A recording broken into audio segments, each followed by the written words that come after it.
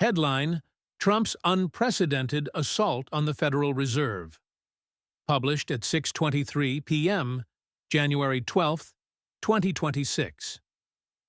According to a statement from Federal Reserve Chair Jerome Powell, the attacks on the Federal Reserve from Donald Trump have escalated to an unprecedented level, with grand jury subpoenas related to Powell's testimony about the Federal Reserve renovations. Powell had been called in front of the Senate Banking Committee to explain the renovations that the Federal Reserve has been working on for the last several years. Powell's statement makes clear his belief that this new threat is not about my testimony last June, or about the renovation of the Federal Reserve buildings. It is not about Congress's oversight role.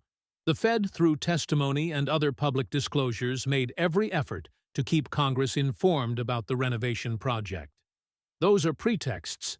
The threat of criminal charges is a consequence of the Federal Reserve setting interest rates based on our best assessment of what will serve the public, rather than following the preferences of the president. He continues to note that this pressure campaign is actually about whether the Fed will be able to continue to set interest rates based on evidence and economic conditions, or whether monetary policy will be directed by political pressure or intimidation. Read more. Jerome Powell defies Trump, keeps crypto restrictions at Fed. Trump has claimed that he's unaware of these subpoenas.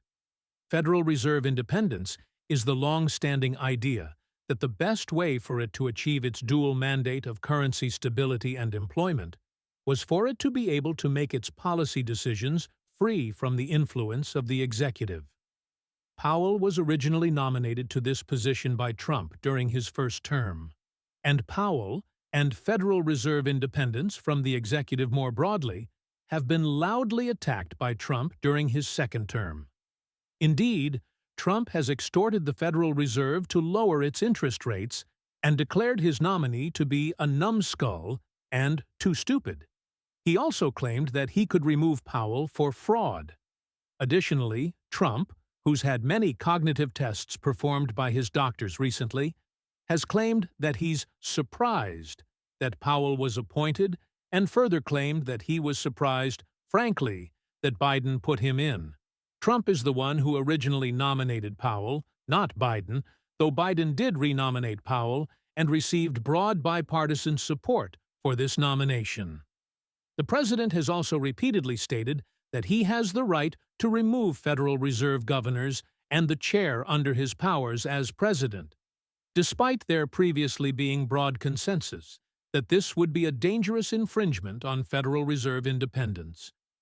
Furthermore, William Poult, the head of the Federal Housing Finance Agency, FHFA, has previously pressed for Powell to be investigated by Congress. Trump has also started trying to dictate financial regulations and monetary policy by edict, ordering Fannie Mae and Freddie Mac to purchase mortgage bonds in an attempt to drive down mortgage rates.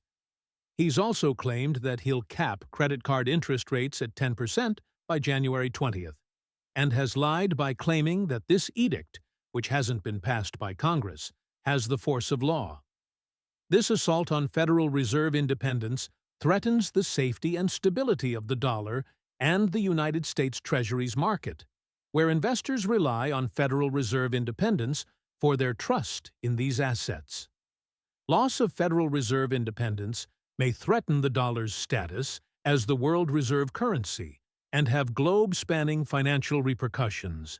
Adding to the inexplicability of this assault is the fact that Powell's term as chair was scheduled to conclude in May, and Trump would have another opportunity to nominate a successor through normal methods at that point. This recording is AI-generated. Get more crypto news at protos.com.